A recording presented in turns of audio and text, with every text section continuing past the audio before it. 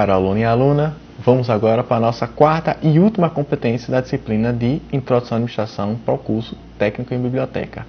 Vimos até então, na primeira competência, as teorias clássicas da administração, na segunda estudamos as teorias contemporâneas, para depois estudar o planejamento. O planejamento foi importante porque para que eu possa fazer adaptações necessárias a qual ambiente externo requer as bibliotecas, é preciso planejar essas mudanças para que elas sejam consistentes, certo? Como nós vimos e vocês leram no caderno. A partir de agora vamos estudar o comportamento organizacional. Vocês vão estudar o papel do indivíduo e como ele se porta dentro da organização para que ele possa atender melhor às exigências que são requeridas no seu processo de trabalho. Então, essa quarta competência está ligada às teorias motivacionais, que ao longo do tempo foram um mote para fazer com que os indivíduos pudessem se dedicar mais a esse processo. Na competência 1, nós vimos que nas teorias clássicas e de administração, nas teorias clássicas e de recursos humanos,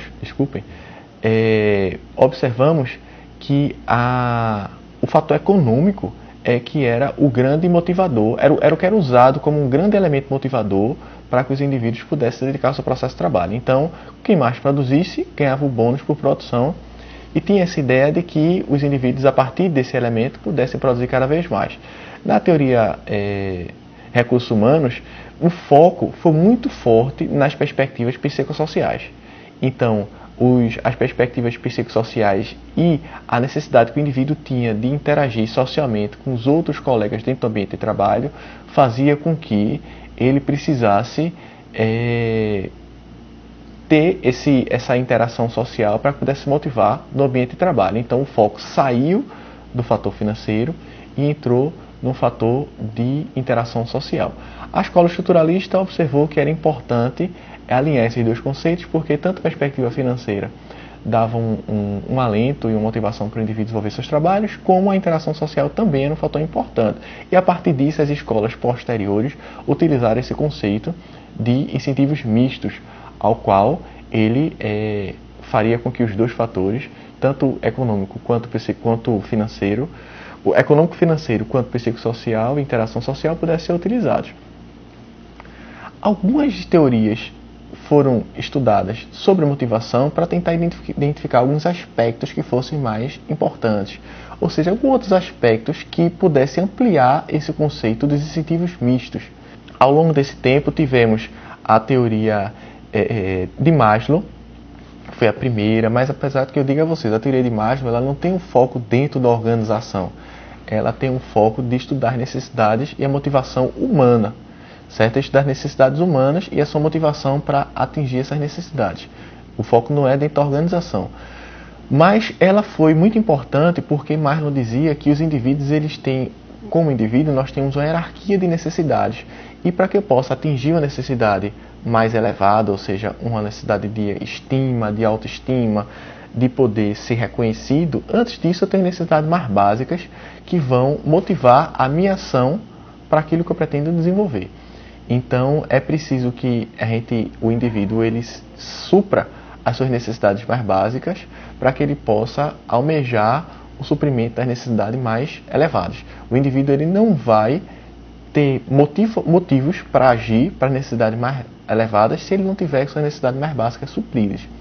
Vimos também, como vocês podem ter lido no caderno, que ao longo desse tempo teve um outro estudioso que era Douglas MacGregor, que ele falava da influência da liderança nesse processo motivacional. Ou seja, que o líder também influencia o indivíduo para que ele possa se sentir motivado ou não no processo de trabalho. A maneira como o líder enxerga o indivíduo, se o líder enxerga o indivíduo como um ser mais preguiçoso, como um ser que precisa mais de um apoio, ou um ser que precisa ser mais cobrado dentro do processo de trabalho, se o indivíduo ele tiver esse perfil de realmente ser mais cobrado para desenvolver seu trabalho, para ele vai ser um elemento motivador, porque ele vai ver como líder aí como uma força.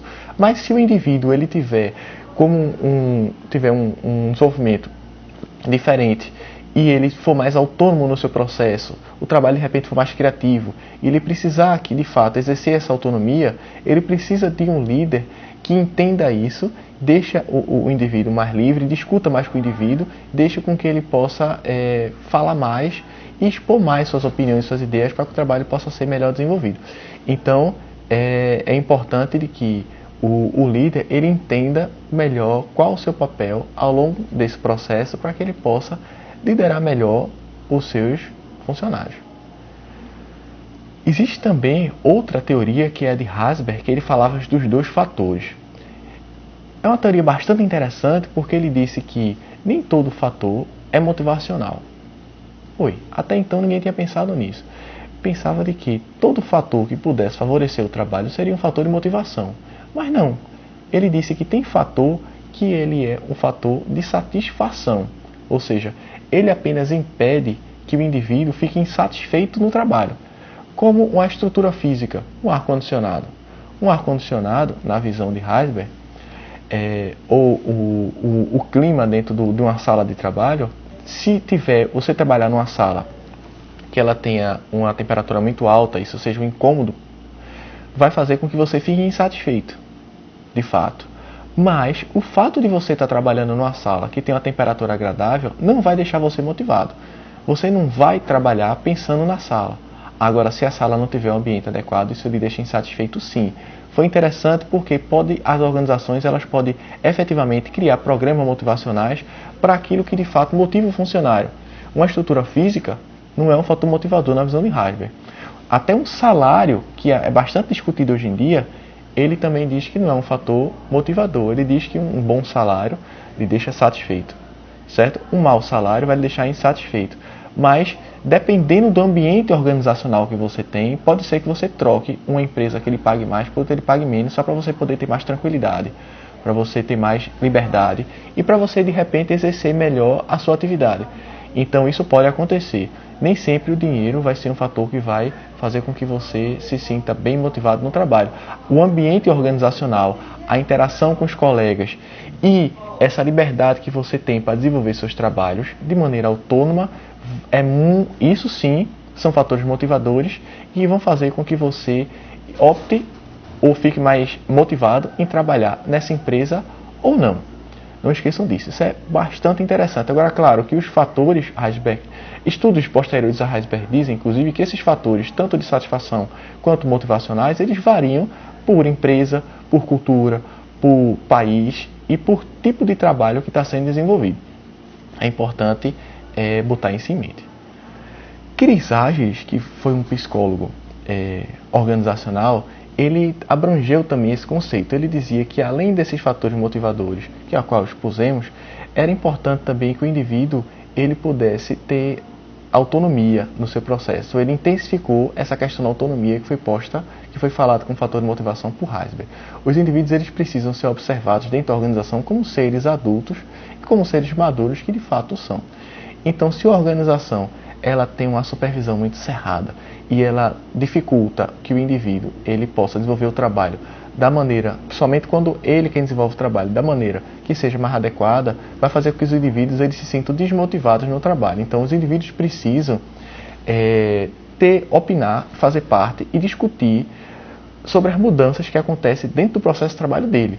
Então, isso tem a questão da autonomia muito forte e a questão de sentir que o indivíduo é maduro o suficiente para que ele possa opinar e identificar como é que o processo de trabalho pode ser modificado para atender melhor às suas necessidades.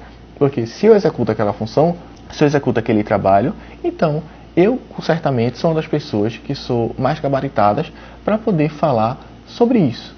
Então, poder dizer como é que esse trabalho poderia ser feito melhor. Claro que essa discussão ela acontece sempre com a chancela e junto com a liderança, com a chefia. Porque a chefia, a liderança na organização, ela tem que estar a par de todos esses processos e ela tem que validar todos esses processos que acontecem dentro da organização. Mas essa autonomia e essa necessidade que o indivíduo tem de poder expor o seu processo, especialmente dentro do ambiente criativo, ela é muito importante. Então, a liderança ela tem que entender que, especialmente numa organização do modelo orgânico ao qual falamos na competência 3, na competência 2, ela precisa criar esse ambiente para que o indivíduo possa, aqueles trabalhos que são desenvolvidos a partir do intelecto dos indivíduos, como é dentro da biblioteca, para que os indivíduos eles possam ter essa abertura para que eles participem e se sintam de fato parte dessa organização viva que faz parte, que é uma biblioteca. Então, é importante isso. E o técnico de biblioteca, ele tem que entender que dentro dessas teorias comportamentais, identificar-se da maneira como é que ele pode agir melhor e assim atender melhor às suas necessidades e as necessidades que são requeridas pela biblioteca em relação ao seu trabalho, certo? Agradeço a vocês por ter ficado conosco ao longo dessa disciplina. Não esqueçam de fazer seus comentários na atividade presencial que está posta no caderno. Continuo à disposição para vocês para tirar todas as dúvidas que precisarem. Pode mandar pelo fórum de dúvidas, pode mandar uma mensagem direta para mim. Espero que vocês tenham aproveitado bastante e desejo a vocês muito sucesso profissional e que esse caminho é só o início de uma trajetória vitoriosa que vocês vão ter daqui para frente.